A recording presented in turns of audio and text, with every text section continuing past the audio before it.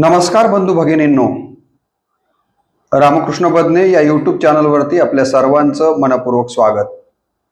1 जुलै हा कैलासवासी वसंतरावजी नाईक साहेबांचा जन्मोत्सव किंवा जयंती दिवस।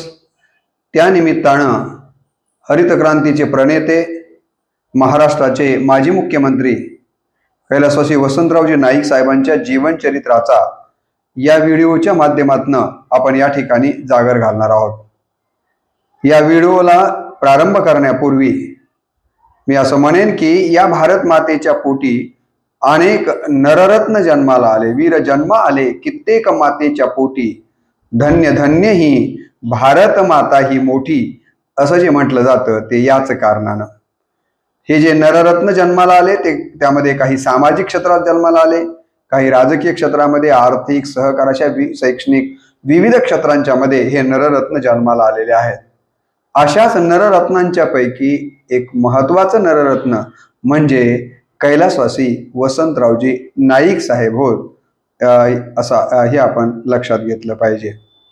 या ठिकाणी आपण या व्हिडिओच्या माध्यमातून त्यांच्या सुरुवातीला जीवनचरित्राच्या संबंधाने पाहणार आहोत। यवतमाळ जिल्ह्यातील गहुली या छोट्या गावी 1 जुलै 1913 बंजारा समाजामध्ये पिता फुलसिंग नाईक व माता हुनकाबाई यांच्या पोटी वसंतरावजींचा जन्म झाला। गहुली हे गाव त्यांचे आजोबा चतुरसिंग नाईक यांनी वसविलं होतं। तांड्याच्या प्रमुखाला नाईक म्हटलं जातं आणि त्यामुळेच खरं तर यांचं आडनाव राठोड होतं, परंतु तांड्याच्या प्रमुखाला नाईक म्हटलं गेल्यामुळं पुढे त्यांच्या परिवाराला आणि पुढच्या पिढींना नाईक हे आडनाव आलेलं आपल्याला दिसून येतं। आणि म्हणून तांड्याच्या प्रमुखाला नाईक म्हणतात। त्यांच्या सल्ल्याने गावाचा कारभार चालतो, नाईकाच्या सल्ल्याने। वंश परंपरेने गावची नाईकी वसंतरावांचे वडील फुलसिंग नाईकांच्याकडे आलेली होती, ही गोष्ट ही आपण इथं लक्षात घेतली पाहिजे। त्यांनी प्राथमिक शिक्षण घेत असताना 2-3 गावांना जाऊन त्यांना प्राथमिक शिक्षण घ्यावं लागलेलं आहे। पुढचं शिक्षण त्यांनी विठोली व अमरावती येथे घेतलेलं आहे। मॅट्रिकसाठी वसंतरावजी हे नागपूरच्या नील सिटी हायस्कूलमध्ये 1933 आलेले आहेत आणि या नील सिटी नागपूरच्या हायस्कूलमधून 1933 त्यांनी 10वी परीक्षा उत्तीर्ण केलेली आहे। 1937 मॉरिस कॉलेज, ज्याचं आता सध्याचं नाव बदललेलं असून या मॉरिस कॉलेजचं सध्याचं नाव आहे वसंतराव नाईक सामाजिक विज्ञान संस्था। परंतु त्या कालावधीमध्ये जेव्हा वसंतरावजी त्या महाविद्यालयामध्ये शिकायला होते BA पदवी, तेव्हा त्याचं नाव होतं मॉरिस कॉलेज।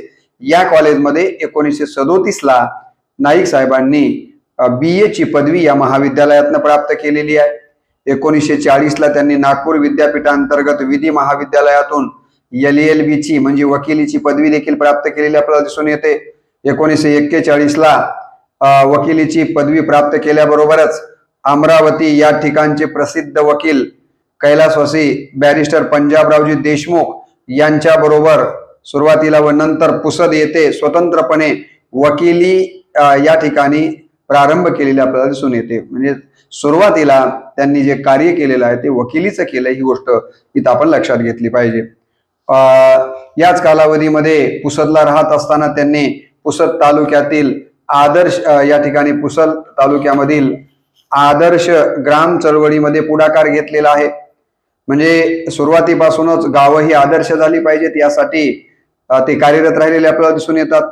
त्यांच्या प्रयत्नामुळे व तळमळीमुळे त्यांचे स्वतःचं गाव गहुली हे देखील त्यांनी आदर्श बनवण्याचं काम केलेलं आहे। म्हणजे आधी स्वतःच्या गावापासून या ठिकाणी विकासाला प्रारंभ केलेला आपल्याला इथं दिसून येतो।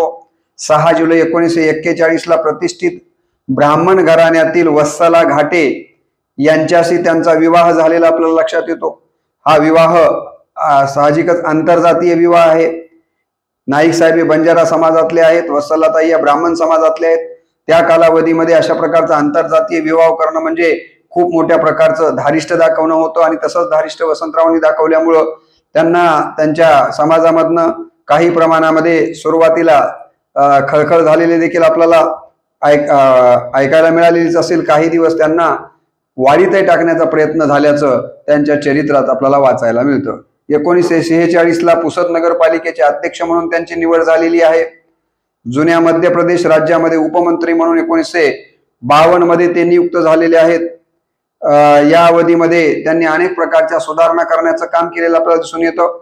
1950 ला पुसद हरिजन मोफत वसतिगृहाचे व दिग्रस राष्ट्रीय मोफत छात्रालयाचे अध्यक्ष म्हणून देखील त्यांनी काम केलेलं आहे.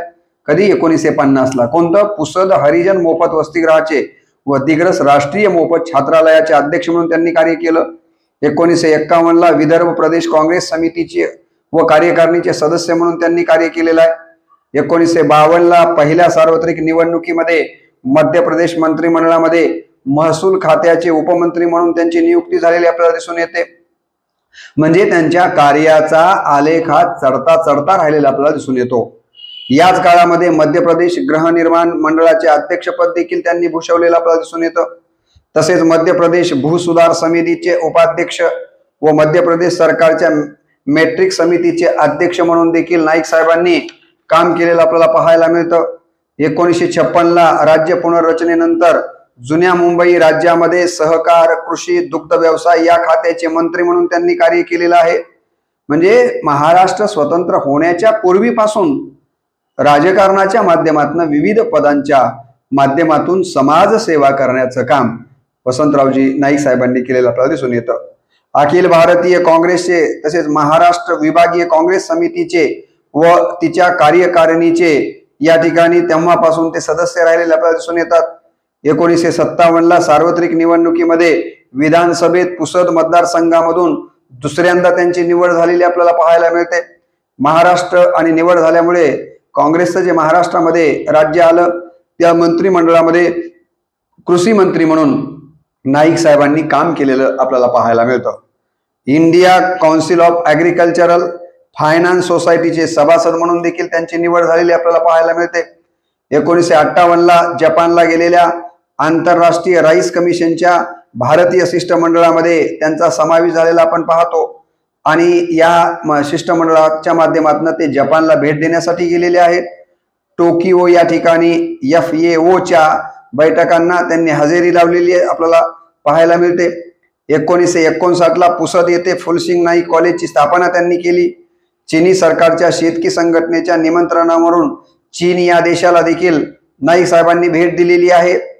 1960 ला महाराष्ट्र राज्य स्थापनेनंतर, कारण आपल्याला माहिती आहे की 1 मे 1960 ला मुंबईसह महाराष्ट्र स्वतंत्र राज्य म्हणून निर्माण झालं आणि या स्वतंत्र महाराष्ट्र राज्यामध्ये स्थापनेच्या नंतर राज्याचा जो पहिला मंत्रिमंडळाचा विस्तार किंवा पहिला मंत्रिमंडळ स्थापित झालं, या मंत्रिमंडळामध्ये वसंतरावजी नाईक साहेबांना महसूल मंत्री हे पद देण्यात आलेलं आपल्याला या ठिकाणी त्यांच्या चरित्रामध्ये वाचायला मिळतं.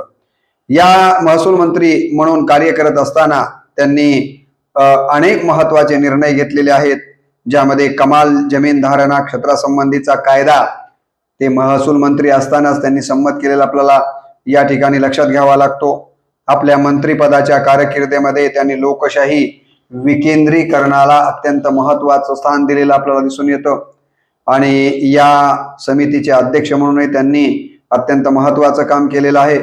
महाराष्ट्रामध्ये पंचायत राज्याची मुहूर्तमेढ जर कोण रोवली असेल तर ती वसंतरावजी नाईक साहेबांनी रोवलेली आहे, ही गोष्ट आपण लक्षात घेतली पाहिजे. 1962 ला जी सार्वत्रिक निवडणूक झाली त्या निवडणुकीमध्ये महाराष्ट्र विधानसभेवरती यवतमाळ जिल्ह्याच्या पुसद मतदारसंघातून नाईक साहेबांची तिसऱ्यांदा आमदार म्हणून विधानसभेवरती निवड झालेली आहे. त्यानंतरच्या मंत्रिमंडळामध्ये पुन्हा महसूल मंत्री म्हणून या ठिकाणी ते कार्यरत राहिलेले आपल्याला दिसून येते. नव्हे तिथून पुढे मुख्यमंत्री होईपर्यंत जेव्हा जेव्हा मंत्रिमंडळामध्ये नाईक साहेबांना संधी मिळाली तेव्हा तेव्हा त्यांनी महसूल मंत्री हेच पद भूषवलेलं आपल्याला दिसून येतं.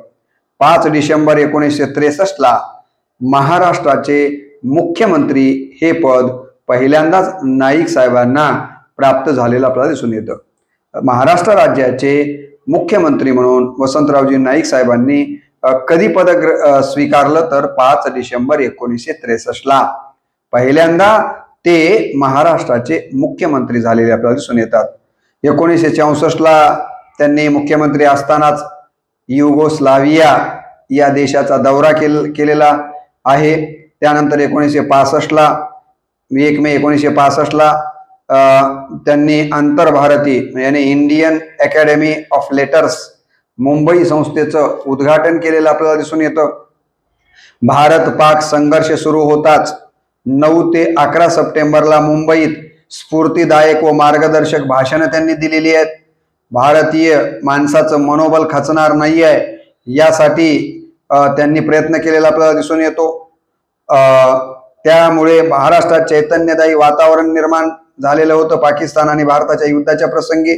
नंतर काही महिने युद्ध सज्जतेसाठी या ठिकाणी महाराष्ट्राचा त्यांनी दौरा देखील केलेला आहे लोकांची मानसिकता निर्माण करण्यासाठी. शेती उत्पादनाच्या नव्या कार्यक्रमाचा प्रचार करण्यासाठी महाराष्ट्रातील 25 जिल्ह्याचा दौरा त्यांनी केलेला आहे. म्हणजे मुख्यमंत्री झाल्यानंतर त्यांनी केवळ मुख्यमंत्र्याचं दालन आणि मुंबई पुरतच आपल्याला बंदिस्त करून घेतलेलं दिसत नाहीये, तर शेती उत्पादनाचा नवा कार्यक्रम महाराष्ट्रातल्या सगळ्या शेतकऱ्यांना माहिती झाला पाहिजे. त्यांचा जास्तीत जास्त या कार्यक्रमामध्ये शेतकऱ्यांचा सहभाग वाढला पाहिजे यासाठी मुख्यमंत्री असताना देखील नाईक साहेबांनी 25 जिल्ह्याचा स्वतः दौरा केला होता. खरोखर ही गोष्ट आपण अधोरेखित त्यांच्या चरित्रामध्ये करण्यासारखी आहे. 1966ला अवर्षणामुळं भयंकर परिस्थिती निर्माण झाली होती. संकटात सापडलेल्या शेतकऱ्यांना हिंमत देण्यासाठी राज्यातील दुष्काळी जिल्ह्यामध्ये त्यांनी झंझावाती दौरा केलेला आहे. म्हणजे दुष्काळामुळे शेतकरी खचून जाऊ नये, शेतकऱ्याची मानसिकता खचू नये म्हणून या कालावधीमध्ये त्यांनी महाराष्ट्रभर झंझावाती दौरा काढला आणि सगळ्याच जिल्ह्यातल्या शेतकऱ्यांशी संवाद साधण्याचा काम केलेलं आहे. आपला या राज्याचा प्रमुख आणि मुख्यमंत्री या पद्धतीने आपल्याला बळ देतोय तेव्हा घाबरण्याचं काही कारण नाहीये. अशा प्रकारचा एक मानसिकता शेतकऱ्यांची बनली आणि ती बनवण्यामध्ये नाईक साहेबांचा अत्यंत महत्वाचा वाटा राहिला आहे. ही गोष्ट लक्षात घेणं गरजेचं आहे. 1967ला सार्वत्रिक निवडणुकीच्या प्रभावी प्रचारासाठी महाराष्ट्रामध्ये त्यांनी दौरा केलेला आहे. म्हणजे सतत जनतेच्या संपर्कामध्ये विविध कार्यक्रमांच्या माध्यमातून राहणारे हे मुख्यमंत्री म्हणून आपल्याला त्यांचा उल्लेख करावा लागेल. या निवडणुकीमध्ये महाराष्ट्र विधानसभेमध्ये ते पुन्हा 4थ्यांदा पुसद मतदारसंघामधून निवडून गेलेले आपल्याला दिसून येतात आणि 6 मार्च 1967ला दुसऱ्यांदा महाराष्ट्राचे मुख्यमंत्री म्हणून त्यांनी शपथ घेतलेली आपल्याला पाहायला मिळते. दुसऱ्यांदा महाराष्ट्राचे मुख्यमंत्री म्हणून त्यांनी शपथ घेतलेली आहे. कधी? 6 मार्च 1967ला. पुढे जर त्यांच्या चरित्राच्या संबंधानं पाहायचं झालं तर महाराष्ट्र कर्नाटक सीमा प्रश्नाबाबत महाराष्ट्र विधानसभेमध्ये त्यांनी 17 नोव्हेंबर 1967ला जे भाषण दिलेलं होतं ते अत्यंत गाजलं. म्हणजे महाराष्ट्र आणि कर्नाटक सीमा प्रश्नाबद्दल त्यांनी अभ्यासपूर्ण आणि परखड मांडलेले जे मत आहेत ते आजही चर्चिले जातात. इतकं महत्वपूर्ण भाषण त्यांनी त्यावेळेला दिलं होतं 17 नोव्हेंबर 1967ला. 1970ला अमेरिकी शासनाच्या निमंत्रणावरून अमेरिकेचा दौरा व युरोपियन देशांना भेटी देखील मुख्यमंत्री असताना त्यांनी 1970ला दिलेले. अमेरिका या देशाला गेले, युरोपीय अनेक देशांच्या भेटी त्यांनी घेतलेल्या आहेत आणि त्या देशाच्या शेतीचा विकास कसा झाला, त्या देशातल्या उद्योगांचा विकास कशा पद्धतीने होत गेलेला आहे याचा अभ्यास राज्याचे प्रमुख म्हणून त्यांनी अमेरिका आणि युरोपीय देशांच्या मध्ये जाऊन केलेला आपल्याला दिसून येतो. 1972ला सार्वत्रिक निवडणुकीच्या प्रचारासाठी त्यांनी पुन्हा महाराष्ट्राचा दौरा केलेला आहे. या वेळेस देखील त्यांनी पुसद मतदारसंघातून 5व्यांदा आमदार म्हणून निवडून आलेले आहेत आणि त्यानंतर 14 मार्च 1972ला तिसऱ्यांदा महाराष्ट्राचे मुख्यमंत्री म्हणून त्यांची निवड झालेली आहे. महाराष्ट्रामध्ये इतके दिवस आणि सलग तिसऱ्यांदा मुख्यमंत्री होण्याचा सन्मान केवळ कैलासवासी वसंतरावजी नाईक साहेबांनाच प्राप्त झालेला आहे आणि म्हणून तिसऱ्यांदा ते 14 मार्च 1972ला या राज्याचे तिसऱ्यांदा ते मुख्यमंत्री झालेले आपल्याला पाहायला मिळतात. महाराष्ट्रामध्ये त्या कालावधीमध्ये गंभीर स्वरूपाचा मुख्यमंत्री असताना दुष्काळ पडलेला होता. राज्यातील 9 जिल्ह्यातील दुष्काळ तर हा देशाच्या इतर भागाच्या मानानं अत्यंतच तीव्र स्वरूपाचा होता. प्रत्येक जिल्ह्यात फिरून त्यांनी दुष्काळी कामाला जोरानं चालना देण्याचं काम केलेलं आहे. जिथं जिथं दुष्काळाची तीव्रता जास्त प्रमाणामध्ये आहे त्या ठिकाणी स्वतः उपस्थिती लावून तिथल्या लोकांच्या हाताला काम देण्याचं काम, दुष्काळ निवारण्यासाठीचं काम नाईक साहेबांनी केलेलं आपल्याला दिसून येतं. दुष्काळ आला म्हणून नाईक साहेब घाबरलेले नाही आहेत, तर त्यांनी दौरे करून लोकांची मानसिकता आणि त्यांच्या हाताला काम देण्याचं महत्वाचं काम केलेलं आहे. 20 फेब्रुवारी 1975ला महाराष्ट्राच्या मुख्यमंत्री पदाचा त्यांनी राजीनामा दिलेला आहे. पक्षाने आदेश दिला की तुम्ही पक्षाचा आता राजीनामा द्यावा मुख्यमंत्री पदाचा, आणि त्यांनी 20 फेब्रुवारी 1975 महाराष्ट्र राज्याच्या मुख्यमंत्री पदाचा राजीनामा दिलेला आपल्याला दिसून येतो. आणि त्यानंतर त्यांनी 12 मार्च 1977 वाशिम लोकसभा मतदारसंघातून लोकसभेवरती खासदार म्हणून निवडून गेलेले आहेत. म्हणजे आपल्याला लक्षात येईल की 5 वेळेस विधानसभा सदस्य म्हणून त्यांनी काम केलं, 3 वेळेस मुख्यमंत्री म्हणून या राज्याचं या ठिकाणी काम त्यांनी पाहिलेलं आहे, आणि वाशिम लोकसभा मतदारसंघातून एकदा ते खासदार म्हणून देखील निवडून गेलेले आपल्याला दिसतात. पुसद नगरपालिकेचे नगराध्यक्ष म्हणून देखील त्यांनी काम केलेलं आहे. तर असे काही पदं त्यांनी आपल्या आयुष्यामध्ये भूषवलेली महत्वाची ठळक पदं मी आपल्या समोर मांडली.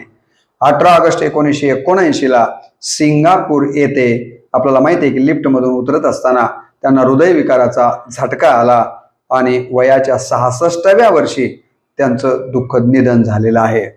तर असा हा संक्षिप्त मला असं वाटतं की त्यांचा चरित्राचा मागोवा आपल्याला या ठिकाणी घेता येतो. त्यांनी जे निर्णय घेतलेले आहेत त्या निर्णयांच्या संबंधाने जर आपण विचार केला तर मी यापूर्वी आपल्याला सांगितलं की पंचायत राज संकल्पनेची या ठिकाणी मूर्त आणण्याचं काम त्यांनी केलेलं आपल्याला दिसून येतं. पंचायत राज म्हणजे जिल्हा परिषद आणि पंचायत समितीला अधिकार देण्यासाठीचे अत्यंत महत्वाचा निर्णय त्यांनी घेतलेला आपल्याला पाहायला मिळतो. आपल्याला माहित असेल की 1966 साली झालेल्या कोयनेच्या भीषण भूकंपातील आपातग्रस्तांचं पुनर्वसन करण्याचं काम त्यांनी केलेलं आहे. म्हणजे नाईक साहेबांना हे राज्याचा गाडा हाकत असताना अनेक प्रकारच्या संकटांना सामोरं जावं लागलेलं आहे. आपल्याला माहित असेल की त्यांना कोणते संकट आणले, दुष्काळाचा सामना करावा लागलेला आहे. कोयना भागामध्ये खूप मोठ्या प्रमाणावर भूकंप झाला, या भूकंपाचा देखील त्यांना सामना करावा लागलेला आपल्याला दिसून येतो. अन्नधान्याच्या टंचाईचा त्यांना सामना करावा लागलेला आहे. तर कोयनेच्या भूकंपामध्ये जे बाधित झालेले आहेत, प्रभावित झालेले आहेत, अशा लोकांना त्यांचं पुनर्वसन करण्याचं अत्यंत महत्वाचं काम या ठिकाणी त्यांनी केलेलं आपल्याला दिसून येतं. पानशेत पुरात वाहून गेलेल्या 70,000 घरांची बांधणी करण्याचं काम त्यांनी अत्यंत महत्वाचं काम त्यांनी केलेलं आहे. 1970च्या भिवंडी शहरामध्ये झालेल्या जातीय दंगलीतील आपातग्रस्तांना त्यांनी तातडीनं मदत देण्याचं महत्वाचं काम केलेलं आहे की नाही. या दंगलीमध्ये भिवंडीमध्ये जे काही जातीय दंगली झाल्या आणि अनेक लोकांना या दंगलीमध्ये काय करावं लागलेलं आहे, तर आर्थिक प्रकारचं नुकसान झालेलं आहे, त्यांच्या घरांचं नुकसान झालेलं आहे. तर अशा बाधित लोकांना देखील त्यांनी तातडीनं मदत करण्याचं काम केलं. विधानसभा आणि विधान परिषदेतील विरोधी पक्ष जे असतात त्या विरोधी पक्षाच्या नेत्याला कॅबिनेट मंत्रीपदाचा दर्जा नव्हता पूर्वी. नाईक साहेबांच्या कार्यकालामध्ये विधानसभेच्या या ठिकाणी आणि विधान परिषदेतील विरोधी पक्ष नेत्याला कॅबिनेट मंत्र्याचा दर्जा देण्याचा अत्यंत महत्वाचा निर्णय देखील जर कुणाच्या कार्यकाळामध्ये झाला असेल तर तो कैलासवासी वसंतरावजी नाईक साहेबांच्या कार्यकाळात झालेला आहे. या ठिकाणी महाराष्ट्रातील विरोधी पक्ष नेत्यांवर, कार्यकर्त्यांवर राजकीय आणि सार्वजनिक आंदोलनात भाग घेतला म्हणून गुन्हेगारी स्वरूपाचे केसेस, चॅप्टर केसेस न करण्याचा देखील निर्णय त्यांनी घेतलेला आहे. बऱ्याच वेळेस सत्ताधारी पक्षाला या ठिकाणी प्रश्न विचारता, सत्ताधारी पक्षाला धारेवर धरण्याचं काम विरोधी पक्ष करतो म्हणून सत्ताधारी पक्षांच्याकडनं विरोधी पक्षवाल्यांच्या वरती अन्याय केला जात होता, केसेस केल्या जात असायच्या. तर ते करणं योग्य नाही, लोकशाहीला धरून नाहीये, आणि म्हणून त्यांनी विरोधी पक्षातले जर कोणी सार्वजनिक आंदोलनामध्ये भाग घेतला असतील तर त्यांच्यावरती गुन्हेगारी स्वरूपाच्या चॅप्टर केसेस न करण्याचा देखील अत्यंत महत्वाचा निर्णय घेऊन विरोधी पक्षाला देखील सन्मानाची वागणूक देण्याचं अत्यंत महत्वाचं काम नाईक साहेबांनी केलं आपल्याला या ठिकाणी पाहायला मिळतं. 1972च्या दुष्काळामध्ये धान्य टंचाई निर्माण झाली, चारा टंचाई निर्माण झाली. यावरती उपाय करण्यासाठी त्यांनी विविध निर्णय घेतलेले आहेत. शेतीचं नुकसान आणि पिण्याचा पाण्याचा प्रश्न सोडवण्याला त्यांनी प्राधान्यक्रम दिलेला आपल्याला दिसून येतो, आणि म्हणून शेतकऱ्यांच्या प्रति अतिव कणव असणारा मुख्यमंत्री म्हणून नाईक साहेबांचा आपल्याला आवर्जून आणि अभिमानानं उल्लेख करावा लागतो. ज्वारीची खरेदी मार्केटिंग फेडरेशन मार्फत करण्याचा अत्यंत महत्वाचा निर्णय त्यांनी घेतलेला आहे. शेतीला आधुनिक करण्यासाठी शेतीचं नियोजन व कमी पावसातल्या बियाण्यांची निर्मिती करण्यासाठी 4 कृषी विद्यापीठांची स्थापना करण्याचा अत्यंत महत्वाचा निर्णय देखील नाईक साहेबांनी घेतलेला आपल्याला पाहावा लागतो. भाडे तत्वावरील घरांच्या योजनेची सुरुवात या ठिकाणी जर कोण केली असेल तर ते नाईक साहेबांनीच केलेली आहे. जिल्हा नियोजन मंडळाची स्थापना करण्याचा एक महत्वाचा निर्णय जर कोणाच्या कालावधीमध्ये झाला असेल तर तो देखील नाईक साहेबांच्याच कालावधीमध्ये झालेला आपल्याला निश्चितपणे पाहायला मिळतो. हे देखील अत्यंत महत्वाचं काम त्यांनी केलेलं आहे. आपल्याला माहिती आहे की नाईक साहेब म्हणजे बंद गळ्याचा कोट, तोंडात चिरूट, चमकदार सोनेरी चष्मा, शिकारीची आवड, अशा प्रकारचं व्यक्तिमत्व नाईक साहेब होते. शेती आणि शेतकरी हा त्यांचा मी म्हणाल्याप्रमाणे जिव्हाळाचा आणि चिंतनाचा विषय होता. तसंच सामाजिक व राजकीय कार्यही त्यांनी केलेलं आहे. बंजारा समाजातील पहिले वकील, पहिले मुख्यमंत्री होण्याचा मान जर कोणाला मिळाला असेल तर तो नाईक साहेबांनाच मिळालेला आहे. राज्यात मोठ्या प्रमाणात घेतल्या जाणाऱ्या कापूस, ज्वारी, भात या पिकांची खरेदी एकाधिकार पद्धतीनं करण्याचा आत्ताच मी सांगितलं जर महत्वपूर्ण निर्णय कोणाच्या काळात झाला असेल तर ते नाईक साहेबांच्या काळामध्ये झालेला आहे. दुधाबद्दल ज्याला आपण श्वेत क्रांती असं म्हणतो, जसे हरित क्रांतीचे ते प्रणेते राहिलेले आहेत तसे श्वेत क्रांती म्हणजे दुग्ध क्रांती करण्यामध्ये देखील नाईक साहेबांचा अत्यंत महत्वाचा वाटा राहिलेला आहे. दुधाबद्दल आपण परावलंबी होतो. आपल्या राज्याला त्यांनी दूध उत्पादनामध्ये अग्रेसर बनवण्याचं काम केलेलं आहे. दूध उत्पादन वाढवण्यासाठी बँकांच्या माध्यमातून कर्ज पुरवठा करण्याची व्यवस्था त्यांनी केलेली आहे. संकरित बियाण्याबरोबरच संकरित गायी या ठिकाणी याची पैदास करण्याचं त्यांनी काम केलं. त्या बाबतीमध्ये त्यांच्यावर टीका टिप्पणी झाली, परंतु त्या टीका टिप्पणीला ते शरण गेलेले नाही आहेत किंवा खचलेले नाही आहेत. रोजगार हमी योजनेसारखी अत्यंत महत्वाची योजना नाईक साहेबांच्याच कालावधीमध्ये आलेली आपल्याला पाहायला मिळते. आणि या रोजगार हमी योजनेच्या माध्यमातून असंख्य विहिरी, तलाव खोदण्याचं काम त्यांनी केलेलं आहे. नाईक साहेबांना शेतकऱ्यांना जास्तीत जास्त सुखाचे दिवस त्यांच्या आणायचे होते आणि म्हणून त्यांनी शेतकऱ्यांना आधुनिक तंत्रज्ञान आणि पीक पद्धतीची माहिती देण्याचं काम देखील परोपरीने केलेलं आपल्याला दिसून येतं. आणि शेतकऱ्यांच्या उन्नतीसाठी जास्तीत जास्त शेतीच्या संबंधाने अभ्यास व्हावा म्हणून मी यापूर्वी म्हटल्याप्रमाणे 4 कृषी विद्यापीठाची स्थापना त्यांनी त्यांच्याच कार्यकालावधीमध्ये महाराष्ट्राच्या विविध विभागामध्ये केलेली आपल्याला दिसून येते. मटका, जुगार आदी प्रकारांना आळा बसावा म्हणून त्यांनी राज्य शासनाची लॉटरी सुरू केलेली आहे. ही एक नवीन योजना त्यांनी आणलेली होती.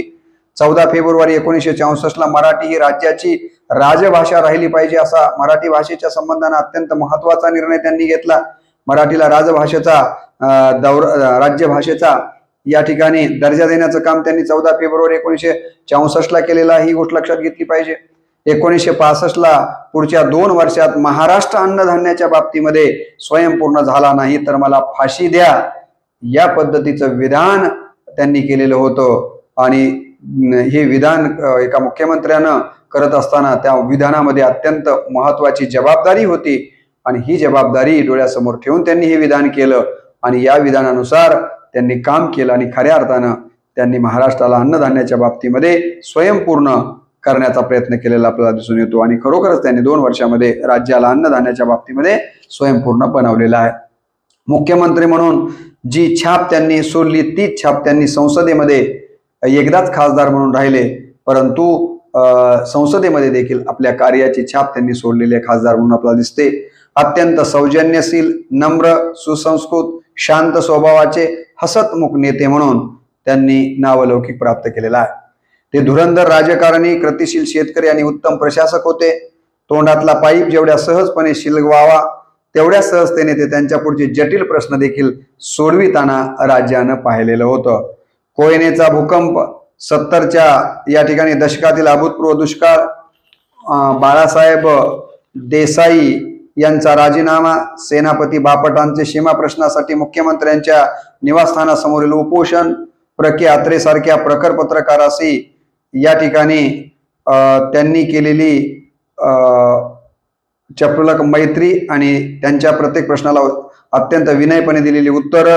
प्रके अत्रे बाबतीतला एक प्रसंग त्यांच्या चरित्रामध्ये वाचायला मिळतो. प्रके अत्रे त्यांच्या विरोधामध्ये लिहित असायचे, तेव्हा एकदा त्यांनी त्यांच्या घरी जेवायला बोलवलं. दोघेही टेबलवर जेवाय बसलेले आहेत. त्यांच्या पत्नी वत्सलाताईंनी प्रके अत्रेंना मात्र चांदीचं ताट आणि चांदीचीच वाटी जेवायला दिलेली आहे. त्यावेळेला अत्रेंनी नाईक साहेबांना विचारलं की तुमचा ताट साधं दिसतंय, माझं ताट मात्र चांदीचं आणि वाटी सुद्धा चांदीची दिसते, असं कसं काय? तर तेव्हा नाईक साहेब म्हणाले की ती तिने तिच्या भावासाठी घेतलेली आहे आणि ती तुमच्यासाठी दिलेली आहे, म्हणजे ती तुम्हाला भाऊ समजते. यातून अत्रेंचा नाईक साहेबांच्या बद्दलचा जो काही रोष असेल तर तो रोष कमी झाला आणि तिथून पुढे अत्रेंनी खरोखरच वत्सलाताईंना बहिणीचा दर्जा दिला आणि नाईक साहेबांच्या बाबतीमध्ये ते सकारात्मक राहिलेले आहेत. तर विरोधकाला देखील मला असं वाटतं की आपलं बनवण्याची जी किमया लागते ती किमया नाईक साहेबांच्याकडे निश्चितपणे होते. त्या कालावधीमध्ये विदर्भातले जांबुवंतराव धोटे नावाचे जे काही नेते होते ते सतत नाईक साहेबांच्या राजकारणाला विरोध करत असायचे, परंतु हे विरोध करतात म्हणून त्यांचा कधीही नाईक साहेबांनी अवहेलना केलेली दिसत नाहीये. उलट जांबुवंतरावजी या ठिकाणी त्यांची आई आजारी होती, मुंबईला एका दवाखान्यामध्ये ॲडमिट होती, तर अशा वेळेला जांबुवंतराव धोटे यांच्या आईला मुख्यमंत्री असताना देखील वसंतरावजी जाऊन भेटलेले आहेत आणि एक मुख्यमंत्री आपल्या आईला भेटायला येतो. आपण इतका विरोध करून सुद्धा या घटनेनं जांबुवंतरावांचा देखील विरोध बऱ्याच अंशी मावळलेला आपल्याला दिसून येतो. तर मला असं वाटतं की या प्रकारचं हे व्यक्तिमत्व आपल्याला पाहायला मिळतं. ते चोखंदळ वाचक होते. उत्तमोत्तम मराठी व इंग्रजी ग्रंथांचा संग्रह त्यांच्याकडे होता. त्यांच्या भाषणामध्ये त्या ग्रंथांचा ते संदर्भ देत असायचे. म्हणजे यशवंतराव चव्हाणांच्या नंतर खऱ्या अर्थानं या राज्याचं मुख्यमंत्री पद त्यांनी सांभाळलं. यशवंतरावांच्या बाबतीमध्ये जसं आपण म्हणतो की साहित्याचे रसिक होते. वसंतरावजी नाईक साहेबांच्या बद्दल देखील आपल्याला लक्षात येतं की त्यांना मराठी आणि इंग्रजी अत्यंत चांगल्या ग्रंथांच्या बद्दलची आवड होती. ते अनेक भाषणांच्या मध्ये या ग्रंथांचा संदर्भ देत असायचे. सांस्कृतिक क्षेत्राशीही त्यांचा जवळचा संबंध राहिलेला आहे. 1973ला त्यांनी यवतमाळमध्ये 49वे अखिल भारतीय मराठी साहित्य संमेलन भरवलेलं होतं आणि आपले पुतणे सुधाकररावजी नाईक यांना स्वागत अध्यक्ष बनवलेलं होतं. ते स्वतः प्रमुख पाहुणे म्हणून उपस्थित होते आणि या साहित्य संमेलनाच्या उद्घाटनासाठी यशवंतरावजी चव्हाण साहेबांना त्यांनी पाचारण केलेलं होतं आणि या साहित्य संमेलनाचे अध्यक्ष म्हणून गदी माडगुळकर होते. या कार्यक्रमामध्ये प्रमुख पाहुणे म्हणून बोलत असताना नाईक साहेबांनी जे साहित्याच्या संबंधाने विचार व्यक्त केले होते ते विचार आपल्या समोर ठेवण्याचा मला मोह होतो आहे. नाईक साहेब त्या साहित्य संमेलनामध्ये बोलताना म्हणाले, ग्रामीण महाराष्ट्राचे व त्याच्या व्यथा वेदनेचे चित्र मराठी साहित्यामध्ये जरा उमटू द्या. सगळ्या साहित्यिकांना आवाहन करत असताना काय म्हणाले ते, ग्रामीण महाराष्ट्राचे व त्याच्या व्यथा वेदनांचे चित्र मराठी साहित्यामध्ये जरा उमटू द्या. या गोष्टीला जरा आपण जास्तीचं लक्ष दिलं पाहिजे. लेखनामध्ये या बाबी आल्या पाहिजेत. संमेलन स्थळी या ठिकाणी ते त्यांच्या जीवनातला एक प्रसंग सांगितला जातो की असा संमेलन स्थळी ते उभे होते चिरूट ओढत. तेवढ्यामध्ये या ठिकाणी एक सामान्य शेतकरी आला. त्यांना काही नाईक साहेबांचा परिचय नव्हता आणि तो तिथे येऊन म्हणाला की जरा मला बिडी पेटवून घेऊ द्या आणि नाईक साहेबांनी त्याला बिडी पेटवून दिली. नंतर बाजूला गेल्यानंतर कोणीतरी विचारलं, तू कुणाला बिडी पेटवायला सांगितला माहिती आहे का? तर ते मला माहिती नाही, हे राज्याचे मुख्यमंत्री आहेत. आणि मग त्याच्या लक्षात आलं की मुख्यमंत्री असलेला माणूस देखील इतका विनम्र असू शकतो, असं एक त्यांच्या जीवनातलं उदाहरण सांगितलं जातं. ताडोबाकडे चंद्रपूरहून जाताना त्यांच्या गाडीच्या समोर वाघ आडवा आला. बंदुकी, कारण ते शिकारीचे त्यांना छंद होता आपल्याला माहिती आहे. बंदुकीनं वाघ आता आपल्याला काही पुढे जाऊ द्यायचा नाही म्हणून त्यांनी तो वाघ बंदुकीच्या गोळीनं मारला आणि या घटनेचा त्या कालावधीमध्ये खूप मोठ्या प्रमाणावर राजकारण झालं. त्यावेळेला मात्र नाईक साहेबांनी डोळ्यात पाणी आणलं आणि ते म्हणाले त्या विरोध करणाऱ्या राजकारण्यांना की माझ्यातला शिकारी जात नाही, पण सर्वांनी विशेष आणि म्हणून जी चूक झाली त्याबद्दल तुम्ही समजून घ्या. आणि असं म्हणत असताना त्यांच्या डोळ्यातले आसवे बघून सगळ्याच विरोधकांनी पुन्हा हा विषय फार ताणला नाही, तिथेच तो सोडून दिलेला आपल्याला दिसून येतो. शेवटपर्यंत यशवंतरावांशी एकनिष्ठ राहण्याचं काम त्यांनी केलेलं आहे. शेवटी राजकारणामध्ये त्यांची परवड झालेली आपल्याला माहिती आहे, कारण शेवटी त्यांना मुख्यमंत्री पदाचा राजीनामा द्यावा लागला. त्यानंतर खासदार म्हणून त्यांनी काम केलेलं आपल्याला दिसून येतं. शेवटी त्यांची परवड झाली तरी परंतु त्यांनी यशवंतरावाशी असलेली निष्ठा मात्र सोडलेली नाही आहे. महाराष्ट्र राज्य बियाणे महामंडळाची स्थापना करण्याचं काम त्यांनी केलं आपल्याला माहिती असेल. हायब्रिड बियाणे संकरित याचं काम निर्णय त्यांनी घेतलेला आहे. विरोधकांना सन्मान देण्याच्या बद्दलची तर मी आताच उदाहरणं आपल्याला दिलेली आहेत. एससी व एसटीला या दोन प्रवर्गांना 13% एससीला आणि एसटीला 7% राखीव जागा होत्या. महाराष्ट्रात भटक्या विमुक्त जातीची संख्या लक्षणीय आहे. त्यांचे जीवनमानही बेताचेच आहे. हे लक्षात आल्यानंतर त्यांच्या कारकिर्दीत घटनेच्या कलम 16(4)ब चा आधार घेऊन राज्यात तिसरी सूची निर्माण करण्यात आली व भटक्या विमुक्त या वंचित घटकांच्यासाठी 4% जागा राखून ठेवण्याचा निर्णय जर कुणी घेतला असेल तर ते नाईक साहेबांनी घेतलेला आहे। आणि यानंतर या समाजासाठी मोठ्या प्रमाणामध्ये रिझर्वेशन 4% का असेना परंतु हक्काचं देण्याचं काम त्यांनी केलं। अत्यंत महत्त्वाची दुसरी गोष्ट, भटक्या विमुक्तांच्या जीवनामध्ये ज्ञानसूर्य यावा म्हणून आश्रमशाळेची चळवळीची या ठिकाणी योजना किंवा ही चळवळ सुरू करण्याचं अत्यंत महत्त्वाचं काम त्यांनी केलं। आज जो मोठ्या प्रमाणावर बंजारा समाज विशेषत्वानं भटके विमुक्त मोठ्या मोठ्या पदावर गेलेले दिसत आहेत, अनेक संस्था चालक त्यांच्या जीवनामध्ये आज जो काही आपल्याला आनंद दिसतोय, सर्वांगाने विकास झालेला दिसतोय, त्याचं श्रेय द्यायचं ठरवलं तर ते कैलासवासी वसंतरावजी नाईक साहेबांना दिलं पाहिजे। वसंतराव नाईक यांनी 1963, 67 व 72ला तिन्ही वेळेस बिनविरोध मुख्यमंत्री पद सांभाळलं हे यापूर्वीच मी आपल्याला सांगितलं। या ठिकाणी त्यांच्याबद्दल असा विचार आपल्याला करावा लागतो। 1960 ते 75 या अवघ्या 15 वर्षाच्या काळामध्ये त्यांनी शेती, धरणे, वीज, रस्ते, शिक्षण, ग्रामीण विद्युतीकरण, कृषी विद्यापीठे आणि नवी मुंबई, नवीन औरंगाबादची निर्मिती हे सगळे मोठे प्रकल्प अवघ्या 90,000 कोटी रुपयामध्ये महाराष्ट्रात उभं करण्याचं महत्त्वाचं काम केलं। कोयनेच्या जलविद्युत केंद्राचे पुढचे 2 टप्पे त्यांच्याच कालावधीमध्ये झालेले आहेत। विदर्भातील कोराडी, पारस ही औष्णिक केंद्रे नाईक साहेबांच्याच काळामध्ये उभी राहिलेली आहेत, जी चंद्रपूरला आहेत। यशवंतराव चव्हाण यांनी त्यांच्या कार्याचं कौतुक केलेलं होतं। यशवंतरावजी चव्हाण साहेब म्हणजे काही लहान सहान व्यक्तिमत्व नव्हतं। यशवंतराव चव्हाण साहेबांनी नाईक साहेबांच्या कार्याचं कौतुक करत असताना जे गौरवोद्गार काढलेले आहेत ते आपल्या समोर ठेवण्याचा मला मोह होतो आहे। काय म्हणाले होते यशवंतरावजी चव्हाण साहेब नाईक साहेबांच्या कामाबद्दल? मी मुख्यमंत्री झालो तेव्हा शेतकऱ्याचा मुलगा मुख्यमंत्री झाला असे अभिमानाने सांगण्यात आले। मी शेतकऱ्याचा मुलगा असलो तरी शेतकरी नाही, पण आता वसंतरावांच्या रूपानं महाराष्ट्राला पहिला शेतकरी मुख्यमंत्री लाभला आहे। त्यांनी महाराष्ट्राच्या शेतकऱ्यांमध्ये जो विश्वास निर्माण केला आहे त्यामुळे महाराष्ट्राचाच नव्हे तर भारताच्या शेतीचा गुंतागुंतीचा प्रश्न आपण सोडवू शकू अशी आशा निर्माण झाली आहे।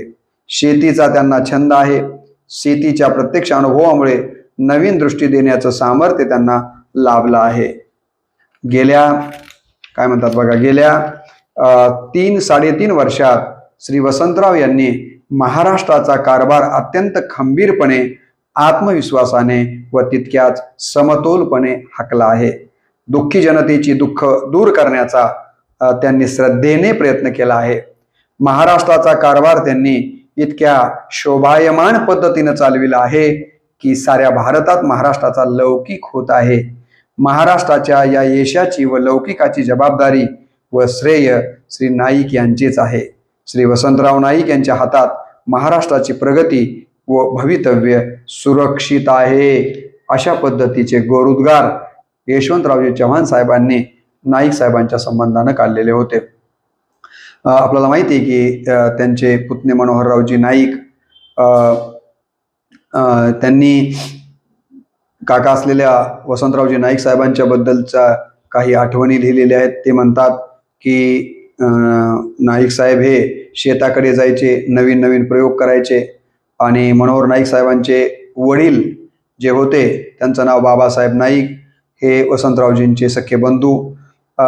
तर वसंतरावजी आपल्या शेतामध्ये वेगवेगळ्या प्रकारचे प्रयोग करायचे शेतीमध्ये, हे त्यांचे बंधू असलेल्या बाबासाहेबांना आवडायचं नाही आणि बाबासाहेब म्हणायचे की आपली खर्च करण्याची ऐपत, की तो असा खर्च का असलं कशासाठी करतोय, त्याच्यातनं तोटा निर्माण होतोय।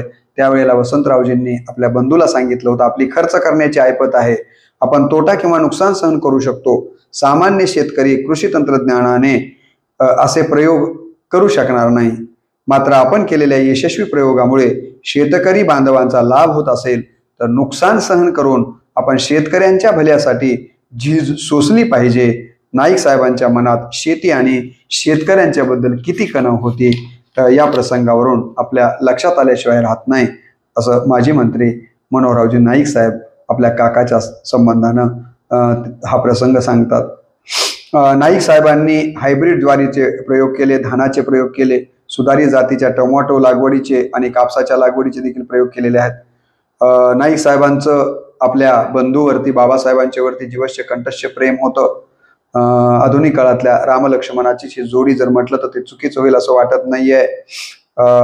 मनोहर नाईक साहेब म्हणतात की माझे वडील बाबासाहेब नाईक व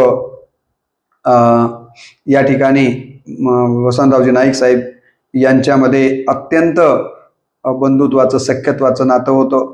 कुठलंही काम करण्यापूर्वी ते माझ्या वडिलांचे म्हणजे बाबासाहेब नाईकांचा सल्ला घेऊनच ते काम करत असायचे। या ठिकाणी कृतज्ञता भाव त्यांच्या ठिकाणी होता। काँग्रेसमध्ये फूट पडली म्हणतात नाईक साहेब, आणि त्यावेळेला इंदिरा काँग्रेस आणि यशवंतराव चव्हाणांची काँग्रेस असे काँग्रेसचे दोन भाग झाले। आता नेमकं कोणत्या काँग्रेसमध्ये जावं असं वसंतरावजी नाईक साहेबांच्या समोर प्रश्न पडला। त्यावेळेला त्यांनी त्यांचे बंधू बाबासाहेबांना विचारलं की मी कोणता निर्णय घेऊ। त्यावेळेला बाबासाहेबांनी सांगितलं की आपल्याला यशवंतरावजींनी सुरुवातीपासून इथपर्यंत मदत केलेली आहे तर आपण त्यांचीच साथ दिली पाहिजे, आणि त्यांनी त्यांची साथ दिली। म्हणजे निष्ठा जी आज अलीकडच्या कालावधी आपल्याला दिसत नाहीये। सकाळी एकाबरोबर असणारे सायंकाळी दुसऱ्याबरोबर असतात, कारण विचारता हळूच म्हणतात हेच कमवायचे दिवस असतात। अशा पक्ष बदलू दल बदलू कालावधीमध्ये नाईक साहेबांचं चरित्र आपल्याला काय शिकवतं की यशवंतरावांची एकनिष्ठा त्यांनी सोडली नाही। त्याचे काही तोटेही त्यांना सहन करावे लागले असतील, परंतु कृतज्ञता भाव आणि निष्ठा हे चरित्रातले अत्यंत महत्त्वाचे गुण आपल्याला नाईक साहेबांच्या चरित्रामध्ये दिसतात। एक शेतकरी डोक्यावर पाणी घेऊन जाताना त्यांना दिसला, आणि तो डोक्यावर पाणी घेऊन जाऊन झाडाला देतोय। ही गोष्ट गाडीतून जात असताना नाईक साहेबांनी बघितली म्हणतात मनोहररावजी नाईक साहेब, त्यांचे काका वसंतरावजींनी, आणि लगेच काय केलं की लगेच सोबतच्या अधिकाऱ्याला बोलवून घेतलं आणि सांगितलं की आजच्या आज या शेतकऱ्याला वीज पंप मंजूर करून दे, आणि लगेच त्या शेतकऱ्याला वीज पंप मंजूर करून दिला। असे शेतकऱ्यांच्या बद्दल अत्यंत संवेदना अंतकरणामध्ये असणारं हे व्यक्तिमत्व होतं। मोठे बंधू बाबासाहेब 26 जून 1979 रोजी गेले हे जेव्हा त्यांना कळालं तेव्हा त्यांना खूप मोठा हादरा बसला, व 2 महिन्याच्या आतच आपला बंधूच गेलाय तर मग आता जगण्यात काही अर्थ नाहीये। बंधूच्या वरती किती प्रेम होतं बघा की आपले मोठे बंधू गेलेत हे कळल्याच्या नंतर अवघ्या 2 महिन्यामध्ये 18 ऑगस्ट 1979 आपल्याला माहिती आहे की ते देखील हे जग सोडून गेलेले आहेत। म्हणजे बंधू प्रेम कसं असावं याचं एक आदर्श उदाहरण म्हणून देखील आपल्याला नाईक साहेबांच्याकडे पाहता येतं। गदी माडगुळकर हे त्यांचे मित्र होते। साहित्यिक म्हणजे साहित्यिक क्षेत्रातल्या लोकांशी मित्रत्व नाईक साहेबांनी केलेलं आहे, आणि हे गदी माडगुळकर देखील आपल्या मित्राबद्दल नाईक साहेबांच्या बद्दल सांगतात, वसंतराव हे पिंडानं शेतकरी, वृत्तीने उदारमतवादी आणि निष्ठेने समाजवादी होते, असं अत्यंत कमी शब्दात पण अत्यंत समर्पक वर्णन गदी माडगुळकरांनी या ठिकाणी नाईक साहेबांचं केलेलं आहे। पूर्वी ते या ठिकाणी मी यापूर्वी सांगितले की राठोड हे आडनाव लावत असायचे। प्रभणी कृषी विद्यापीठाला आज त्यांचं नाव दिलेलं आपल्याला दिसून येतं। वसंतनगर जिथे मी नोकरी करतो त्या तांड्याला आमच्या संस्थाचालक कर्मवीर किशनरावजी राठोड साहेब आणि माजी आमदार गोविंदरावजी राठोड साहेब हे दोन्ही माजी आमदार, या दोघांनी त्यांच्या प्रतीची कृतज्ञता म्हणून त्या तांड्याचं नाव वसंतनगर केलं।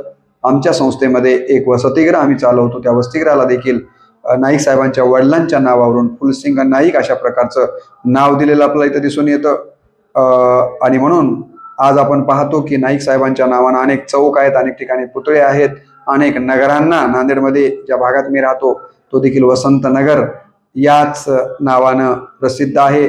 तर अशा पद्धतीनं लोकांनी देखील नाईक साहेबांना खऱ्या अर्थानं बहुजनांनी खूप प्रेम दिलेलं आहे, कारण या बहुजनांच्या जीवनामध्ये विकास आणण्यासाठी नाईक साहेबांचं मोठं योगदान राहिलेलं आहे।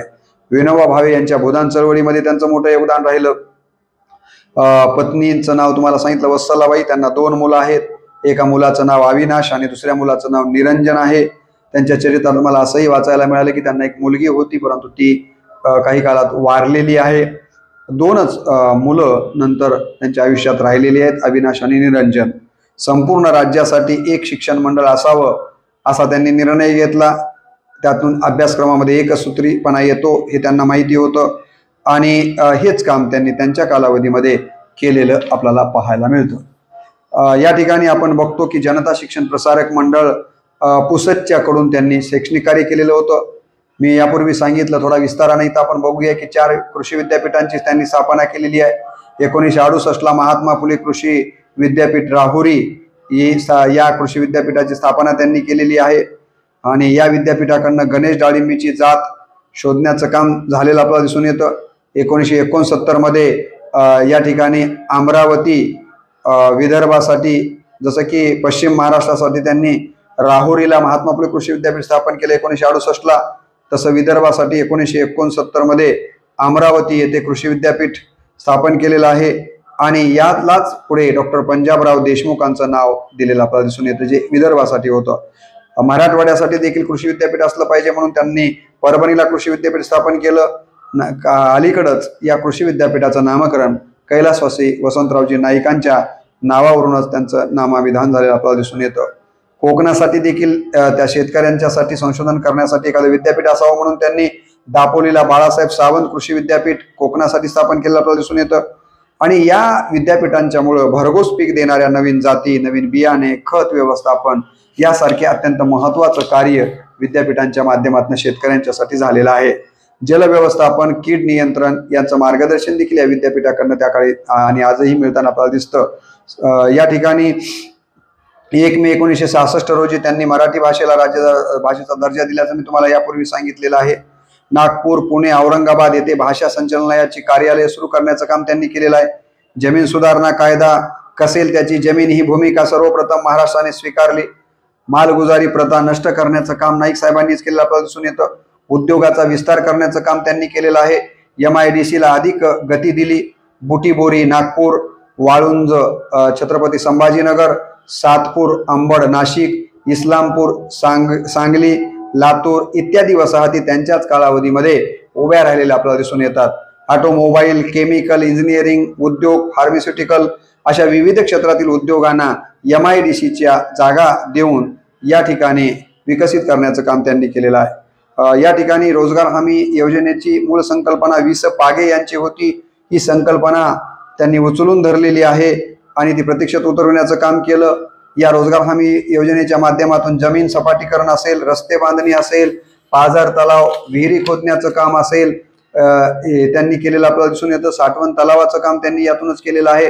मी देखील लहान असताना या साठवण तलावावरती रोजगार हमी योजनेच्या माध्यमातून कामाला जात होतो आईच्या सोबत. आणि खऱ्या अर्थानं त्या कालावधीमध्ये या रोजगार हमी योजनेच्या पैशाच्या मुळेच मला शिकायला खऱ्या अर्थानं संधी मिळाली. आणि म्हणून एका अर्थानं नाईक साहेबांचे माझ्यावर देखील अत्यंत महत्त्वाचे उपकार आहेत.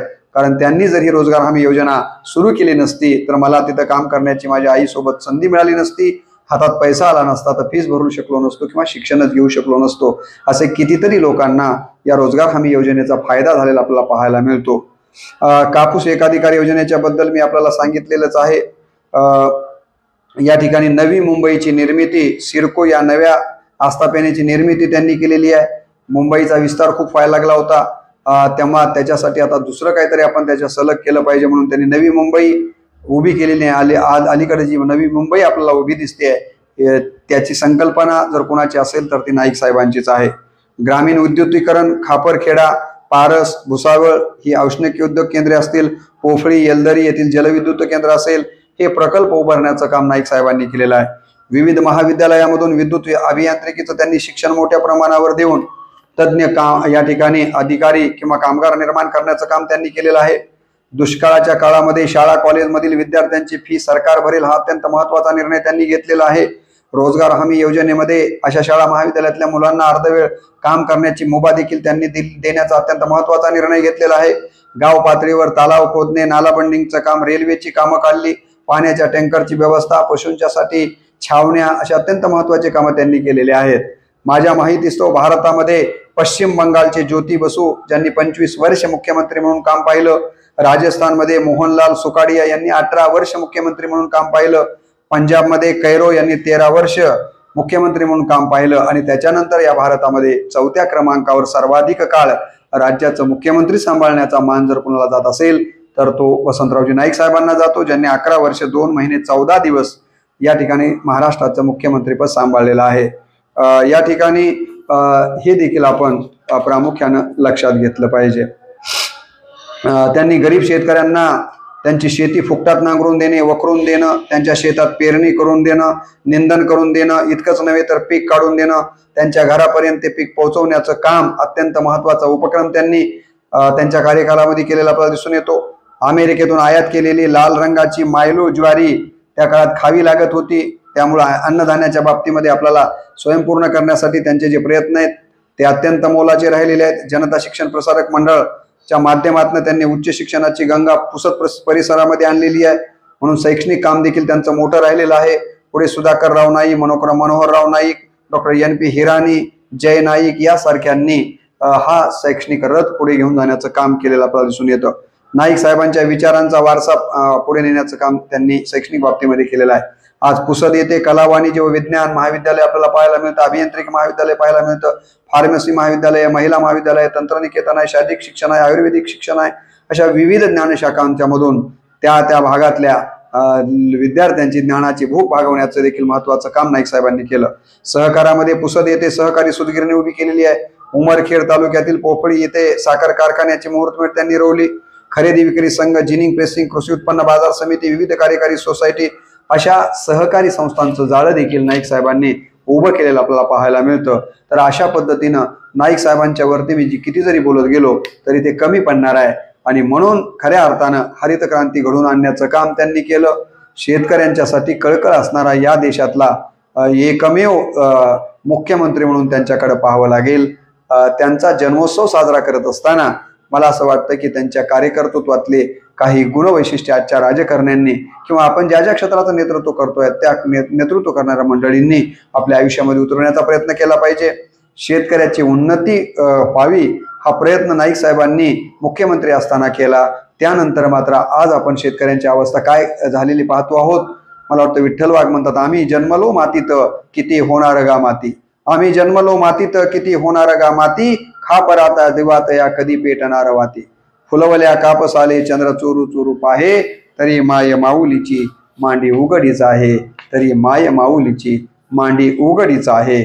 अशा प्रकारची आज शेतकऱ्यांची अवस्था झालेली आहे. आमचा कल्याण कदम नावाचा औंढा नागनाथ या ठिकाणी इंग्रजी विभागामध्ये कार्य करणारा अत्यंत विद्वान कवी शेतकऱ्यांच्या स्थितीच्या पद्धतीनं काय म्हणतो बघा. आम्ही नावाचे बळीराजे, जन्मभर कर्जाचे ओझे, आम्ही नावाचे बळीराजे, जन्मभर कर्जाचे ओझे, नावाचा डंका आमुच्या वाजे, गळ्यामध्ये फास आमुच्या साजे, आम्ही जप्तीला कुटवर रोखावा, लोकशाहीचा कारभार पावा, गेला तलाठी कोण्या गावा, सरपंचाचा नाही ठावा, ग्रामसेवक तरी दावा, लोकशाहीचा कारभार पाहावा, लोकशाहीचा कारभार पाहावा. आज शेतकऱ्यांना आत्महत्या करण्याची वेळ खऱ्या अर्थानं आलेली आहे. अनेक शेतकरी आत्महत्या करायला लागलेले आहेत. म्हणजे कुठेतरी आपण शेतकऱ्यांच्या उन्नतीसाठी, शेतकऱ्यांच्या हितासाठी निर्णय घेण्यामध्ये कमी पडतोय की काय, याचं आत्मपरीक्षण प्रत्येकानं आणि विशेषतः राजकारणातल्या सगळ्या नेतृत्वानं केलं पाहिजे. तसं करणं आणि त्यांच्या हितासाठी जास्तीत जास्त निर्णय घेणं, मला असं वाटतं हीच नाईक साहेबांना खऱ्या अर्थानं श्रद्धांजली ठरणार आहे. म्हणून तर त्यांचा जन्मदिवस आपण कृषी दिन म्हणून साजरा करतो. हरित क्रांतीचे प्रणेते म्हणून त्यांना जे म्हटलं जातं ते त्यांनी शेतकऱ्यांच्या बद्दल असलेल्या तळमळीमुळेच. त्यांच्या जीवनातला एक प्रसंग सांगितला जातो की महाराष्ट्रामध्ये पेरणी तर झाली, पण मध्यंतरी बऱ्याच दिवस पावसानं ताडण दिली आणि ते त्यावेळेला वर्षा बंगल्यावर मुख्यमंत्री म्हणून मुंबईला होते.